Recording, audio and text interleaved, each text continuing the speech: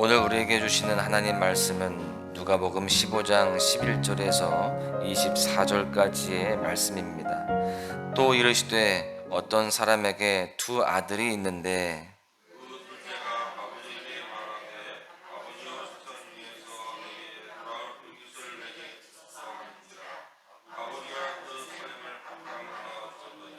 그 후에 며칠이 안 되어 둘째 아들이 재물을 다 모아 가지고 먼 나라에 가 거기서 허랑방탕하여 그 재산을 낭비하더니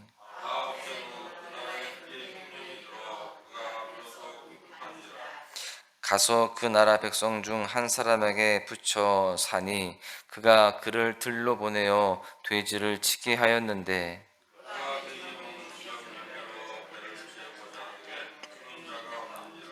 이에 스스로 돌이켜 이르되 내 아버지에게는 양식이 풍족한 품꾼이 얼마나 많은가. 나는 여기서 주려 죽는구나.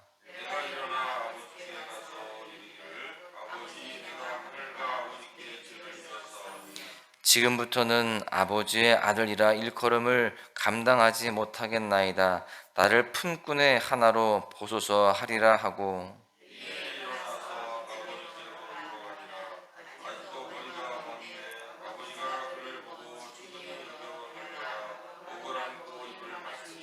아들이 이르되 아버지 내가 하늘과 아버지께 죄를 지었사오니 지금부터는 아버지의 아들이라 일컬음을 감당하지 못하겠나이다 하나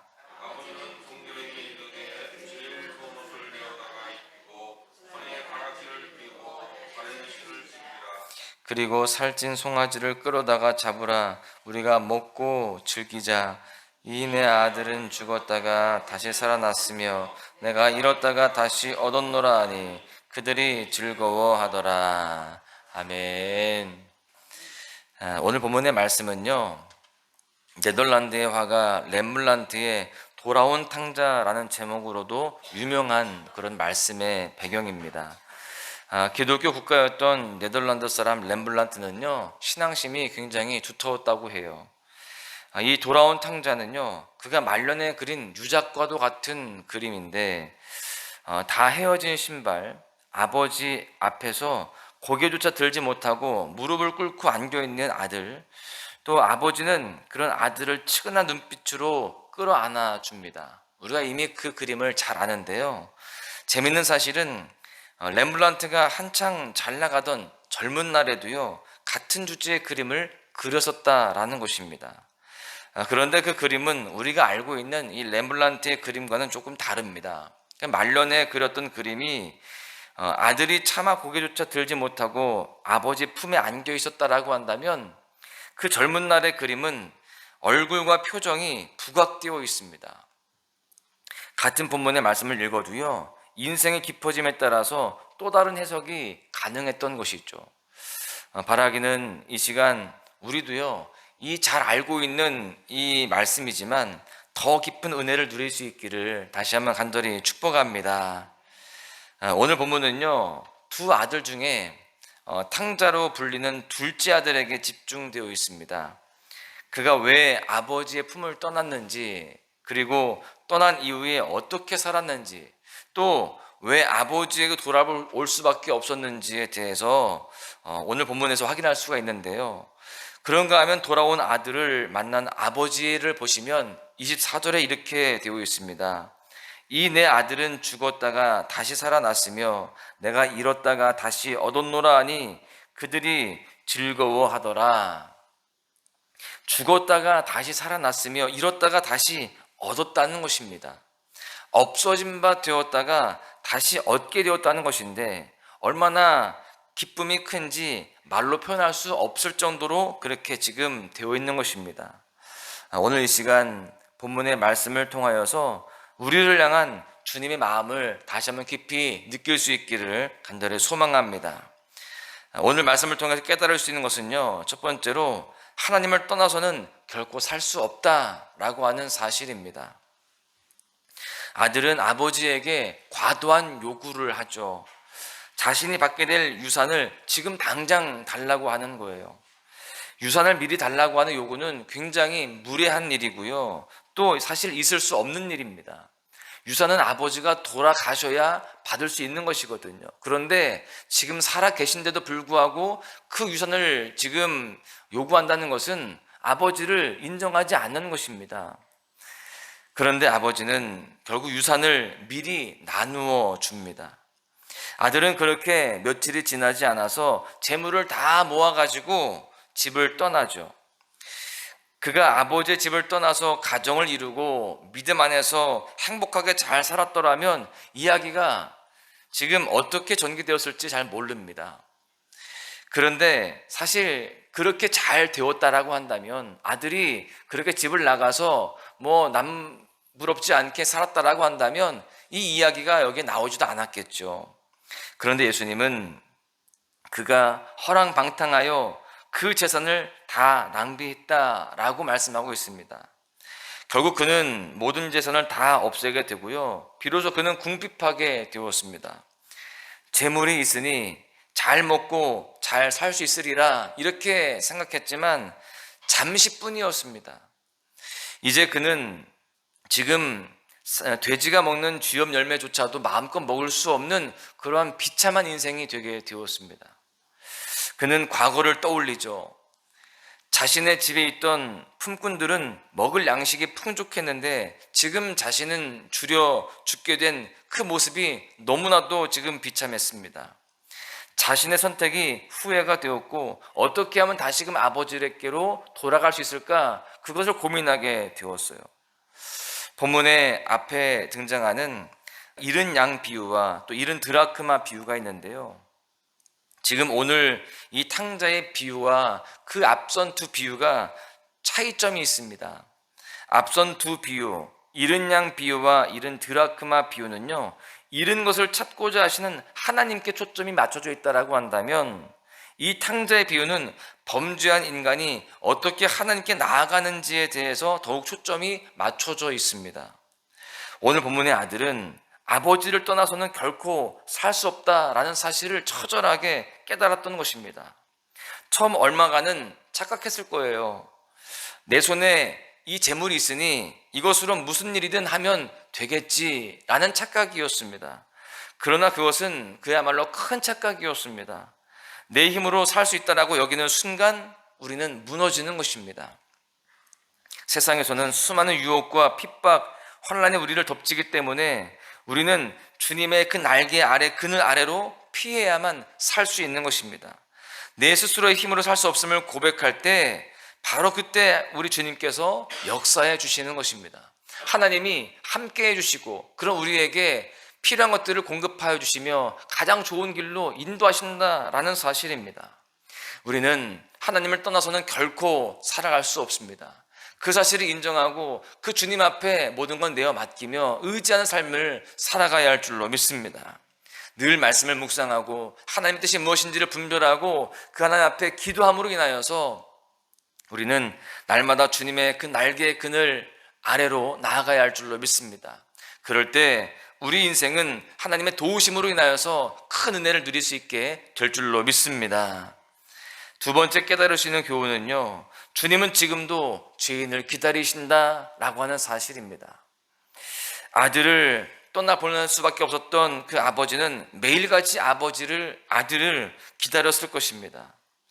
아버지는 애초에 떠나겠다고 소리치는 그 아들을 처음에 어르고 달랬을 거예요. 잘 타일렀을 것입니다. 그런데 결국 떠났죠. 그렇게 떠난 아들이 지금 어땠을까요? 마냥 믿기만 했을까요? 그놈의 자식 어디 잘 되나 한번 보자 이렇게 하면서 잊고 살았을까요? 부모라면 결코 그럴 수 없음을 우리는 잘 알죠. 매일같이 동네 어귀에 나와서 혹시라도 아들이 돌아오지는 않았을까 서성이면서 그렇게 기다리는 모습이 그려집니다. 그런가 하면 집 떠나는 아들은요, 굶어 죽을 지경이 되어서 아버지에게 어떻게 돌아갈지 또 무슨 말을 할지 고민하면서 아버지를 만나면 어떻게 말할지에 대해서 대사를 준비합니다. 18절과 19절에 그 준비한 대사가 기록이 되어 있는데요, 내가 일어나 아버지께 가서 이르기를 아버지 내가 하늘과 아버지께 죄를 지었사오니 지금부터는 아버지의 아들이라 일컬음을 감당하지 못하겠나이다. 나를 품꾼의 하나로 보소서 하리라 하고, 지금 이렇게 할 말을 준비하고 일어나서 고향으로 돌아갑니다. 역시나 아버지는 그날도 아들을 기다리고 있는 거예요. 성경에 보니까 아직도 거리가 먼데 아버지가 그를 보고 측은히 여겨 달려가 목을 안고 입을 맞췄다 라고 기록이 되어 있습니다. 아들이 아니라 아버지가 먼저 그 아들을 발견한 겁니다. 아들이 달려간 것이 아니라 아버지가 먼저 그 아들에게 달려가서 목을 안고 입을 맞췄다는 거예요. 그런 상황에서 아버지 품에 안긴 그 아들은 자기가 준비한 대사를 하기 시작하죠. 21절에 보십시오.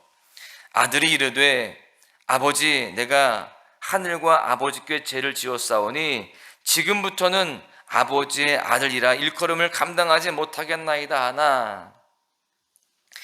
아까 이 아들이 준비한 그 대사와 차이점이 있다는 것을 아십니까? 나를 품꾼의 하나로 보소서, 이 마지막 한 문장이 빠져 있습니다. 여러분, 지금 그 아들이 준비한 대사조차 다 하기 전에 아버지가 그 기쁨에 겨워서요 아들을 얼싸안으면서 종들에게 명령을 내리고 있는 것입니다. 아버지의 마음이 바로 그렇습니다. 야, 그래, 한번 네가 무엇을 잘못했는지 한번 잘 말해봐. 그렇게 지금 하는 것이 아니라 다 듣지도 않았는데 알겠어. 네가 어떤 마음인지 다 알아. 괜찮아. 일어나거라. 너는 내 아들이야. 함께 기뻐하며 함께 잔치하자. 이렇게 지금 이야기를 하고 있는 것입니다. 여러분, 이것이 바로 아버지 하나님의 마음이라는 것입니다. 우리가 주님께로 돌아가기만 하면 우리를 기다리셨던 그 주님은 우리를 얼싸안으시면서 우리를 긍휼히 여기시고 또 품에 안으시고 우리에게 기쁨과 소망을 허락하시는 줄로 믿습니다. 우리가 그 하나님 아버지의 마음을 알고 우리를 기다리시는 그 주님 앞에, 그 주님 안으로 더 깊이 들어가야 할 줄로 믿습니다. 그럴 때 주님께서는요 우리를 품에 안으시고 날마다 큰 은혜를 더하여 주실 줄로 믿습니다. 결론의 말씀을 드립니다. 우리 주님께서는요 이 비유를 통하여서 죄인이 어떻게 하나님께 돌이킬 수 있는지, 그리고 그런 죄인을 기다리시는 하나님의 마음이 어떠한지를 잘 설명해 주고 있습니다. 사랑하는 소망가족 여러분, 우리는 하나님을 떠나서는 결코 살 수 없습니다. 그리고 주님은 지금도 부족하지만, 연약하지만, 또 죄 가운데 있지만 그런 우리를 포기하지 아니하시고 여전히 기다리고 계신다라는 사실입니다. 이 시간 우리에게 오늘 이 본문의 탕자의 모습은 없는지, 주님을 떠나서 숨으려고 했던 적은 없었는지 돌아볼 수 있기를 소망합니다. 그리고 다시금 하나님께 발견되어지고 그 하나님 품에 안겨지는, 주님께로 돌아가서 주님이 주시는 참된 기쁨과 소망을 경험하는 우리 모두가 되어줘야 할 줄로 믿습니다. 오늘 하루도 기다리시는 그 주님 안으로 더 깊이 나아가며 주님과 동행하며 주님이 허락하시는 그 기쁨의 잔치에 동참하는 복된 날 되시기를 주님의 이름으로 간절히 축원합니다. 의지했던 모든 것 변해가고 억울한 마음은 꺼져가네. 부끄럼 없이 살고 싶은 맘 주님 아시네.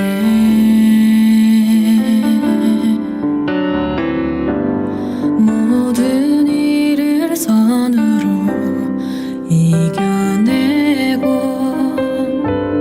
죄의 유혹을 따르지 않네. 나를 구원하신 영원한 그 사랑, 그 신 그네 날 붙들